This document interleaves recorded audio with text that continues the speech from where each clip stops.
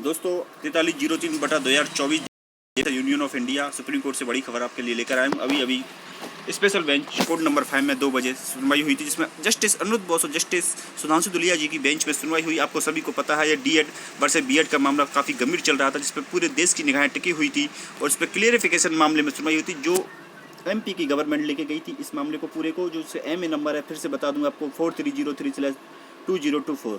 तो 4303 पर क्या सुनवाई हुई, क्या सामने निकल के आया, तो आपको बता दूं वहीं पर बेंच के अंदर ही जस्टिस अनुरुद्ध बोस के द्वारा जजमेंट लिखवा दिया गया है। वहाँ पर बताया गया है कि दोनों जो सुनवाई हो रही थी दोनों पक्षों में, तब लेकिन सुनने के बाद कम ही सुना गया। आज पूरा मैटर गहमा गहमी तो हुई थी लेकिन कम ही सुना गया। जस्टिस अनुरुद्ध बोस पहले से ही मन बना के आए थे, ऐसा लगने लगा, और बीएड की तरफ झुकाव दिखा। जजमेंट लिखाने वाले थे लेकिन बीएड जो जजमेंट लिखा रहे थे वो पूरा बीएड की तरफ इशारा था। और ये फैसला जो लागू किया गया है वो 10 अगस्त 2023 से लागू किया गया है, लेकिन एसटीसी की तरफ से डीएलएड यानी डीएलएड की तरफ से वहाँ पर दिग्गज वकील जो खड़े हुए थे, मीनाक्षी अरोड़ा भी थी, मनदीप काल्ला जी AR भी थे, और गोपाल शंकर नारायण थे, और शिवदत्त सर भी थे। तो मैं आपको बता दूं ये दिग्गज वकील थे।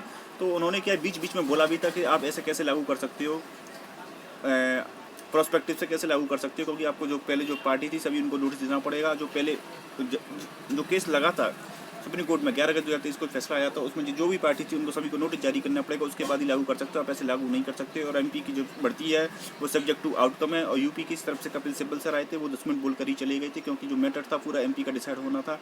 लेकिन बाद में जजमेंट निकल के आया 11 अगस्त 2023 से जो फैसला लिखा गया था पहला का, वहीं से इस प्रोस्पेक्टिव लागू किया गया। पर लेकिन सबसे बड़ी बात यह है प्रोस्पेक्टिव जो फैसला है वो आपको बता दूँ उन स्टेटों में, उन केंद्र शासित प्रदेशों में ही है, क्योंकि वहाँ पर जांच भर्ती सब्जेक्ट टू आउटकम नहीं है और वहाँ पर क्वालिफिकेशन को चैलेंज नहीं किया गया है। वहीं 11 अगस्त 2023 का फैसला लागू होगा। और जहाँ पर सब्जेक्ट टू आउटकम भर्ती ऑलरेडी थी, कोर्ट के अधीन थी, वहाँ भर्तियाँ, वहाँ ये फैसला लागू नहीं होता, वहाँ रेस्पेक्टिव से लागू होता है।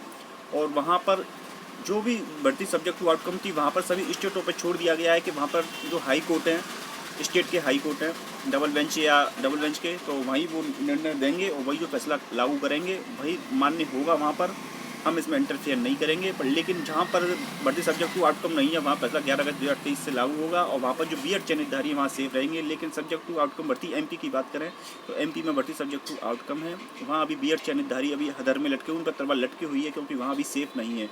हालांकि जब तक फैसला नहीं आता तब तक सेफ है, लेकिन जब जो भी हाई कोर्ट फैसला डिसाइड करेगा उस दिन चाहे वो डीएड के पक्ष में चाहे बीएड के पक्ष में, यानी डीएड के पक्ष में आता है तब तलवार लटक सकती है और बीएड बाहर हो सकती है, क्योंकि भर्ती सब्जेक्ट टू आउटकम है।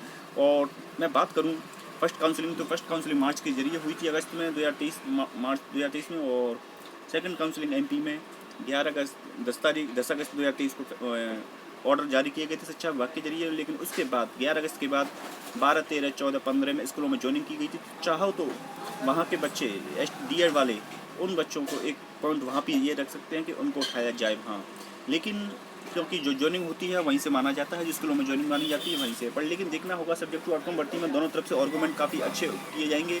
और वहाँ पर सील नागू जी की बेंच में अगली सुनवाई 15 अप्रैल को होगी, तो देखना होगा 15 अप्रैल को क्या सामने निकल के आता है, क्योंकि जितना मेरा ओपिनियन कहता है कि एक दिन में सुनवाई पूरी नहीं होगी, करीब 2-3 सुनवाई में पूरा जजमेंट निकल के सामने आएगा। तो साथ ही छोटी से बड़ी खबरों के लिए चैनल पर बने रहिए, और जो भी आज की ऑर्डर कॉपी जो आएगी शाम तक मैं उसका एक पॉइंट पर विश्लेषण करूंगा, इसलिए अभी ऑर्डर कॉपी आई नहीं है। जो भी इस कोर्ट के अंदर हुआ है वो मैं आपको बता रहा हूं, तो चैनल पर बने रहिएगा। जो चैनल पर नए हैं चैनल को सब्सक्राइब करें, बेल आइकन पर क्लिक करके रखें, जिससे आपको नोटिफिकेशन समय समय पर प्राप्त हो सके।